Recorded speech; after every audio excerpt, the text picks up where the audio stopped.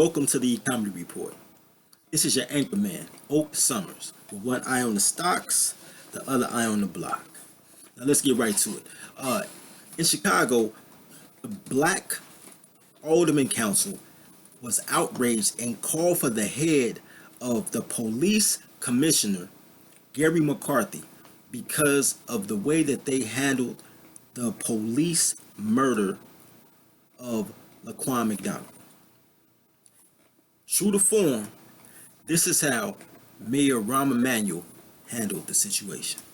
Chicago Mayor Rahm Emanuel fired the city's police superintendent, Gary McCarthy, and announced the formation of a task force to review the department in the wake of the Laquan McDonald shooting investigation. Check this out, man. Never in the times before has it ever mattered if you fire the top dog. I'm from Chicago. I know how gangs operate, and the police are definitely a gang. Chicago has been terrorized by the police and law enforcement to take the heads away from their organizations. They did it to the Black Panthers, the Black Peace Stones, the El Rookins, the Latin Kings, the Gangster Disciples. And all that time, it didn't stop the murder. As a matter of fact, now they call Chicago Chirac because there's no leadership. Everybody's just Yosemite Sam. So the violence is more ambiguous. You know what I'm saying? It's more random. There was a time in which now people are asking for that structure back. To be honest, the good old days weren't that good either. But at least there was a rhyme behind the reason. So if I have a business and my business is failing, me firing the CEO means nothing because I still have the same workers. If the workers are still doing what they were doing, it doesn't matter who my CEO is, the company's still going to fail because the performance is still going to be low. You hope when you fire a CEO that you move somebody else in who has different policy. Let me say that again. Has a different policy. Now, the truth of the matter is, you could keep the CEO that you already had at that failing company. He can go to a couple seminars, come back with a new policy, enact a new policy, and have a better result. It doesn't matter if you remove the man. What matters is if you change the system that it operates under. These black aldermen didn't ask for a different policy. They asked to get somebody fired, and they got what they asked for. But it won't change anything. It won't change the blue wall.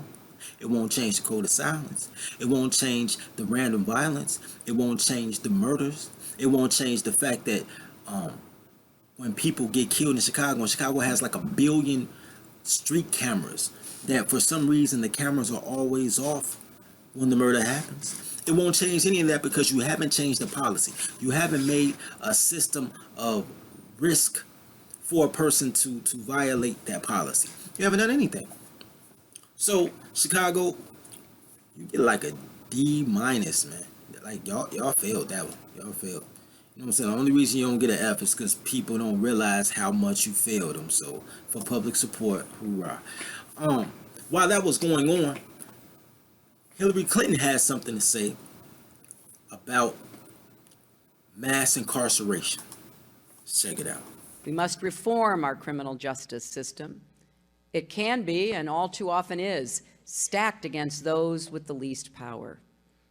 There is something profoundly wrong when African American men are still far more likely to be stopped and searched by police, charged with crimes, and sentenced to longer prison terms for doing the same things as a white man. There is something profoundly wrong when a third of all black men face the prospect of prison during their lifetimes. Right now, an estimated 1.5 million black men are missing from their families and communities because of incarceration and premature death. And too many black families mourn the loss of a child. It's time to change our approach and end the era of mass incarceration in America. Hillary sounded great, right? Now, I know there's a lot of people who are thinking about voting for Hillary Clinton for a myriad of reasons. One, because she's a Democrat. Two, because she's a woman and people like to see history happen. And three, because she's Bill Clinton's wife and everybody thinks that Bill Clinton is really going to run the nation if Hillary becomes the president. And everybody loves that old Bill feeling, how great things were back in 96. But I will remind you, in case you didn't know, that former President Bill Clinton had nothing to do with the amount of money that was raining down in the 90s. Nothing. It had everything to do with the tech boom that was going on around the same time. That's when the internet exploded. Remember AOL? You know what I'm saying? That's when e-commerce exploded. That's when people were getting rich selling stocks on websites that didn't even have to sell anything. So all of the grandeur of the Bill Clinton presidential era had everything to do with the device that you're watching this on right now, and nothing to do with the administration. Nothing.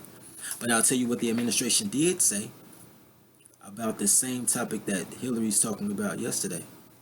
Let's check it out. Those who commit crimes should be punished, and those who commit repeated violent crimes should be told. When you commit a third violent crime, you will be put away and put away for good. 3 strikes and you are out. That's right. Your favorite president, William Clinton, is the reason for this mass incarceration. When they dropped the 3 strikes law in 1994, by the time his second term came around in 96, incarceration had gone up 60%. The war on drugs, the war on blacks, because every war is really a war on blacks. If they say the war on drugs, the war on crime, the war on gangs, they're really talking about black males. So Bill Clinton's policy is the reason that you have so many black males removed from the family. He destroyed 3 generations. And then his wife turns around 20 years later and says, yo, I know what happened. My bad. Let me be your leader. Really? Okay, so what I've learned in life is this. If you listen, a person will tell you how to beat them. If I have to give Hillary Clinton credit for anything, I'll give her credit for that. Listen closely as she tells you how to beat her. I think that there has to be a reckoning. I agree with that. But I also think there has to be some positive vision and plan that you can move people toward. I mean, once you say, you know, this country has still not recovered from its original sin, which is true. Once you say that, then the next question by people who are on the sidelines, which is the vast majority of Americans, the next question is, well, so what do you want me to do about it? What am I supposed to do about it? That footage came from a Black Lives Matter meeting,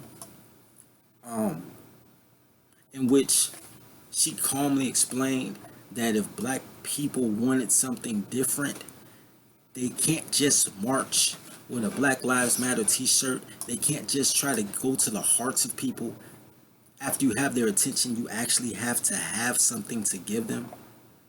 Kind of like the fat boy, the little gay boy that did the Patti LaBelle pie endorsement. He had like 300,000 people watch it. Like, sales went up 2.4 million a weekend after he did the video. He has all these followers, but he had no goods or services to sell. He didn't even do it on the website so he could get like AdSense money, nothing. He just did it. He didn't have. That's what Black Lives Matter is. Black Lives Matter is a bunch of people running around disrupting political campaign speeches and marching down empty streets looking for attention. Look at me. But they haven't structured any policy. So what she's telling them is, in so many words, yo, now that you got my ear, I'm here. You got my ear. What do you want? They had nothing. And because they had nothing, and I always say how black folks are effeminate, man. Since they had nothing, They accused her of blaming the victim. They accused her of not being attentive to their needs or not telling them what it is that they want. I mean, you said, I've had a girlfriend. I know how that goes. Man, you want to go to dinner? Yeah, where we going? What do you have a taste for? Whatever you have a taste for, I don't care. And then you say something, I don't want that. Like, Shorty, I just asked you what you wanted. Effeminate. Black Lives Matter is like trying to date a woman. Now, after they told her this, Hillary got frustrated. And that's what we'll get to what the real money matters is. But this is funny, though.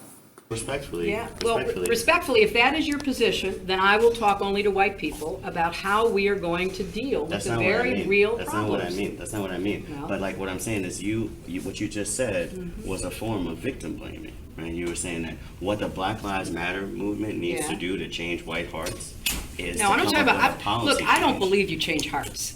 I believe you change laws, you change allocation of resources, you change the way systems operate. You're not going to change every heart. You're not.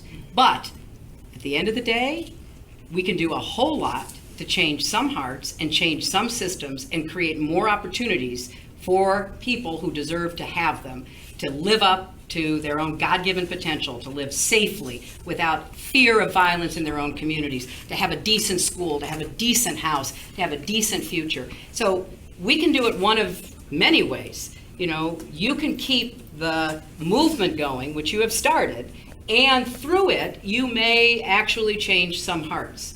But if that's all that happens, we'll be back here in 10 years having the same conversation. Because we will not have all of the changes that you deserve to see happen in your lifetime because of your willingness to get out there and talk about this. See your frustration, man? Like, she's like, man, I just told you what to do. Once again, man, if you listen to a person tell you what you can't do, they'll also tell you how to do it. If you listen. The problem is that people don't listen. People are just silent long enough to wait for their turn to speak. So they miss the whole nuance. I'll give you an example in my personal life. I called the Chicago Defender. I said, yo, I want to write for the Chicago Defender. They said, what have you done? I said, man, I've written several novels, but right now I write for the Ecomedy Report, which is like an economic news magazine. They said, well, man, you can't serve two guys. You can't write for the Defender and write for the Ecomedy Report. Word? Why not? Man, you know what I'm saying? Because, you know, that goes against confidentiality laws. He said, but if you write for us, you know, we'll syndicate you and, you know what I'm saying, you'll make a couple of dollars from a couple other newspapers. Wait, what? Hold on. You just told me I was serving two guys if I did my own thing and your thing, but now you're telling me you'll send my thing to other people too? Like, yo, that doesn't make sense. How do you do that? What's going on? Oh, man, you know, we got this Underground Railroad network, man, with all the black newspapers. You know what I'm saying? So, you know, people that's joined that, you know, you can just write for one person that goes everywhere. Oh, okay. Thanks for the info. So now I say, okay, I'll get back to you, but I'm thinking in my mind, you just told me how to syndicate. So basically, all we have to do is register the Ecomedy Report with the same underground network that y'all using, and I could write for myself and send it to you. I don't even have to write for you in the first place. People will tell you how to beat them if you listen to them. They'll tell you what you can't do, then tell you why you can't do it. But while they're telling you why you can't do it, they just told you how to do it. So this is what I want you guys to do. If there's anybody out there who has a policy plan, I'm not counting on these aldermen.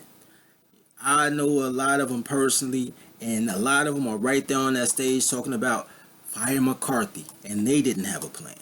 So the plan will have to come from the people who live it and implement it by the people it affects the most. So if you're out there and you are a private person or organization and you have a policy plan, let us know.